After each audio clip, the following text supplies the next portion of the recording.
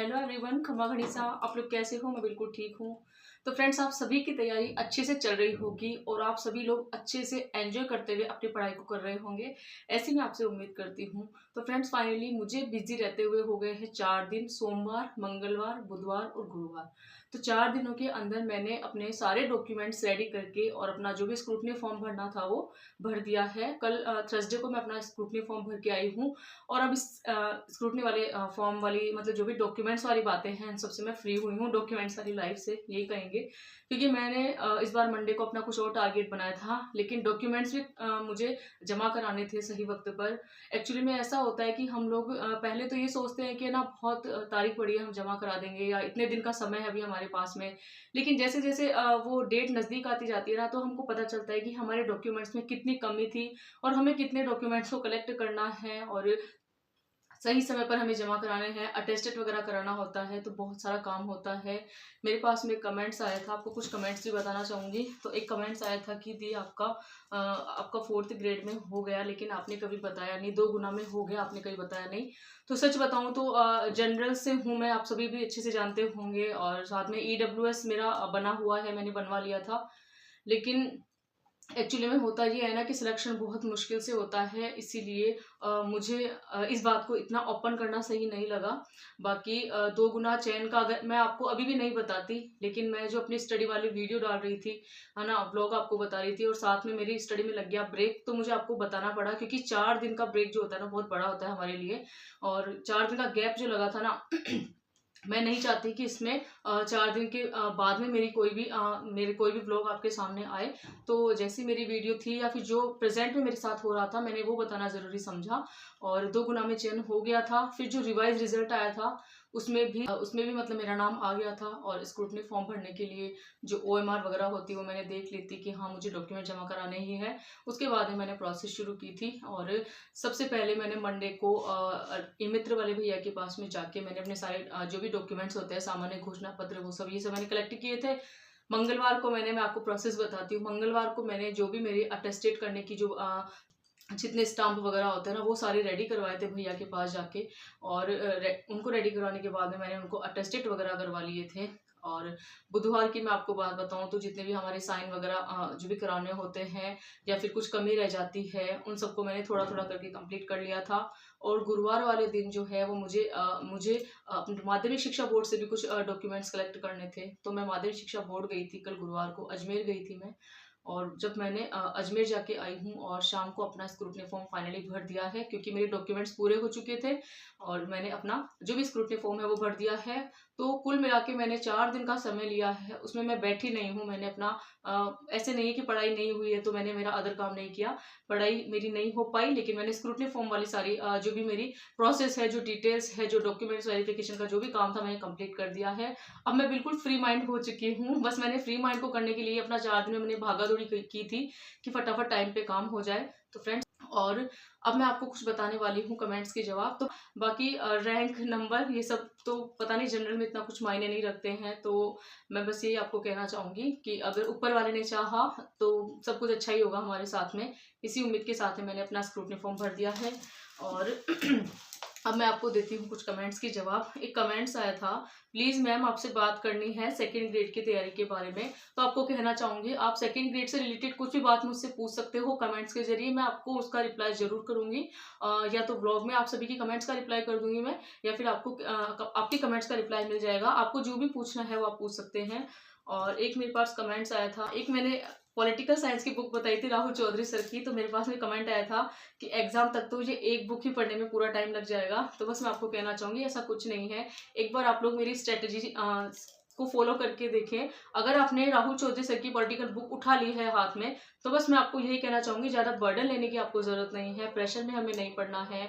Political science से question ज़्यादा आते हैं, फैक्ट वाले क्वेश्चन ज़्यादा आते हैं, तो हमको क्या करना है, थ्योरी को अच्छे से समझना है पहले। अभी कोई ऑब्जेक्टिव पे ध्यान नहीं देना है आपको कि हम इसको ऑब्जेक्टिव कर ले जल्दी जल्दी, किसी चीज़ की जल्दबाजी नहीं है। आराम से आप लोग एक टॉपिक लीजिए, जैसे आपने सुप्रीम कोर्ट का टॉपिक ले लिया, उसको अच्छे से आप लोग पढ़िए। आज आपने जिस तरह से पढ़ लिया है ना, तो उसको अगले दिन नेक्स्ट दोबारा उस टॉपिक को एक बार पढ़िए, फिर नेक्स्ट टॉपिक का रिवीजन कीजिए। जैसे आज हमने पढ़ा सुप्रीम कोर्ट, है ना, तो सुप्रीम कोर्ट को आज हमें पढ़ना है, ठीक है। फिर कल जो नेक्स्ट डे आता है उसमें हमें सुप्रीम कोर्ट के साथ में राष्ट्रपति भी पढ़ना है, लेकिन प्लस में हमें सुप्रीम कोर्ट का रिवीजन भी करना है। इस तरह से हम तैयारी करेंगे ना, फिर उससे उसके नेक्स्ट डे हमें पहले इन 2 टॉपिक को एक बार आंखों से बाहर निकाल लेना है और नया टॉपिक ले लेना है।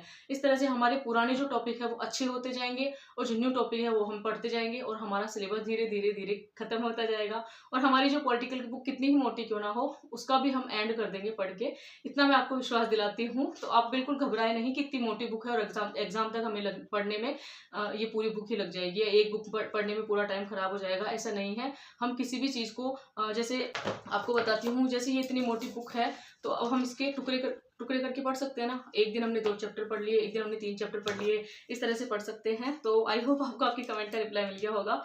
और एक आया था कि अपनी एसएसटी बुक लिस्ट बताइए, तो मैंने आपको पहले ही बताया था, अभी मैं बुक वगैरह इतनी नहीं लेके आई हूँ। जो बुक है मैं उन्हीं में से पढ़ती हूँ, क्योंकि मुझे टाइम नहीं मिला अभी डॉक्यूमेंट्स वगैरह कलेक्ट करने में, तो अपनी बुक वगैरह नहीं ला पाई हूँ। हाँ, लेकिन जो भी मैं बुक लाऊंगी ना उनकी एक साथ आपको बुक लिस्ट जरूर बताऊंगी। एसएसटी सब्जेक्ट से हैं आप अगर सीरियस तैयारी कर रहे हैं सेकंड ग्रेड सब्जेक्ट की, तो मैं आपको एसएसटी सब्जेक्ट की सारी बुक लिस्ट बताऊंगी और जीके फर्स्ट पेपर के बारे में भी आपको बताऊंगी मैं किस में से क्या पढ़ना है। और एक मेरे पास कमेंट आया था कि आप एक वीडियो बना दीजिए एसएसटी पे और जीके फर्स्ट पेपर के लिए आप किस तरह से पढ़ रहे हैं, क्या पढ़ रहे हैं, हमें बताइए। तो मैं इसके लिए आपको किसी नेक्स्ट ब्लॉग में बताऊंगी कि मैं जीके फर्स्ट पेपर के लिए किस तरह से पढ़ रही हूँ और सेकंड पेपर की बुक्स हमें कौन कौन सी पढ़नी है। इन सब बातों की आप टेंशन मत कीजिए, लेकिन आप एक बात याद कीजिए, इस हफ्ते आपने जो टारगेट बनाया था ना, जो मैंने आपको कहा था कि हमें राजस्थान की ज्योग्राफी शुरू कर देनी है, वर्ल्ड की ज्योग्राफी शुरू कर देनी है, वो आपने किया या नहीं वो मुझे कमेंट करके जरूर बताना, क्योंकि हमने इस बार ज्योग्राफी वाले टॉपिक लिए थे। और हाँ, इंडियन पॉलिटी के हमने कहा था कि एक एक जो टॉपिक है वो एक टॉपिक हम रेगुलर पढ़ेंगे। तो बस मैं आपको यही कहना चाहूंगी, अगर आप सीरियस तैयारी कर रहे हैं सेकंड ग्रेड एसएसटी सब्जेक्ट से, जिनका बहुत सारा सिलेबस कंप्लीट हो चुका है, उनको तो बस यही कहना चाहूंगी वो आप अपना रिवीजन करते रहिए। और जो हमारी तरह है जिन्होंने शून्य से शुरुआत की है और चाहते हैं कि हाँ हमें सेकंड ग्रेड टीचर बनना ही है, तो हमें अपनी तैयारी को कंटिन्यू रखना है, बिना घबराए बिना हिम्मत हारे। नहीं देखना है कितनी पोस्ट है, नहीं देखना है कौन इंसान क्या कह रहा है, नहीं देखना है कितने फॉर्म इसमें आए हैं, और नहीं देखना है कि कितने कैंडिडेट से हमारा इसमें कंपटीशन होने वाला है। हमें सिर्फ एक बात देखनी है, हमारी जो स्मार्ट स्ट्रेटजी है, हमारी जो स्मार्ट रणनीति है, उनको हम किस तरह से फॉलो करते हैं, किस तरह से हम अपने सिलेबस को कवर करते हैं, किस तरह से ऑब्जेक्टिव क्वेश्चंस करते हैं, किस तरह से हमें अपने जो प्रश्न होते हैं उनको हम समझ सकते हैं, किस तरह से हमें अपने प्रश्नों को जो समझ होती है ना उस पर हमारी पकड़ जो है वो मजबूत बनानी है। नहीं हमें यकीन करना है किसी पर भी कि इतनी कम पोस्ट है, इतनी ज़्यादा पोस्ट है, कुछ नहीं करना है हमें। इतनी कम पोस्ट है, ज़्यादा कैंडिडेट है, किसी पर यकीन नहीं करना है। सिर्फ एक बात आप हमेशा माइंड में रखना कि पॉजिटिव माइंड के साथ में हमें पढ़ाई करनी है, किसी की भी बातों पर ध्यान नहीं देना है। और सबसे पहले आपको बात बताओ ना, हमें डर तब लगता है जब हम किसी भी चीज की सफलता और असफलता है ना, असफलता के बारे में सोचते हैं। तो आप सबसे पहले तो आप अपनी सक्सेस के बारे में सोचना बंद कीजिए। हम कोई भविष्यवाणी करने वाले इंसान नहीं है जो इतनी आगे की सोच लेते हैं कि हम सफल होंगे या असफल होंगे। हाँ, हम मानते हैं जैसे हमारा सिलेबस कंप्लीट नहीं होता ना, हमारे माइंड में नेगेटिविटी आने लग जाती है, नकारात्मक भाव आने लग जाते हैं।